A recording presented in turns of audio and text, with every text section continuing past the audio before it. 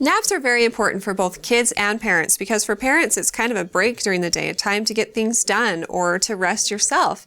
And for kids, it's a time to rejuvenate and to get the necessary sleep they need, especially when children are young. They need it for their growing brains and their development. There's not a one-size-fits-all nap equation that says that kids at certain ages should sleep a certain amount, but there are general guidelines or maybe norms. For example, most kids take naps until between the ages of 1 and 2 for sure, and then after that, some kids give it up. Other kids continue to nap until they're 5 years of age and go to kindergarten. So really what it comes down to is how your child is doing with or without naps. For example, sometimes naps can interrupt bedtime, and nap schedules need to be adjusted, or sometimes toddlers want to give the nap up and you notice that your child is unusually cranky or aggressive, or has a hard time getting up in the morning once they've given them up.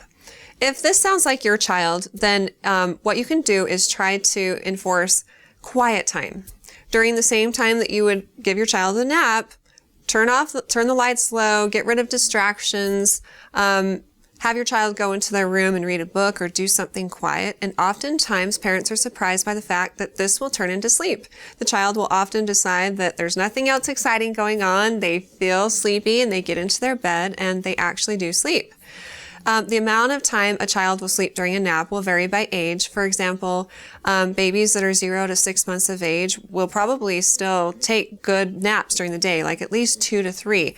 And they can be 20 minutes long or they can be as long as 2 to 3 hours. It just really depends on how well they're sleeping at night and what their individual needs are.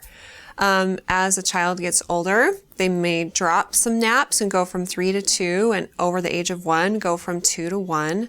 And so as long as a child is getting good nighttime sleep in combination with good daytime sleep if necessary, then that's what matters most. If your child is happy, healthy, growing, and meeting milestones, then that's what you need to watch for. That's what's important.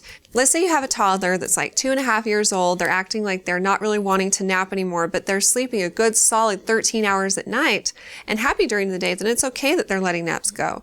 But if you notice that they're only sleeping like 9 to 10 hours at night and they're cranky during the day, then it would be good to continue enforcing naps. And the best way to do this is to develop a routine and stick to it as much as possible. If you have more questions for me in the future, please feel free to ask them on our Facebook page at facebook.com/Intermountain Moms and recommend us to your friends and family too.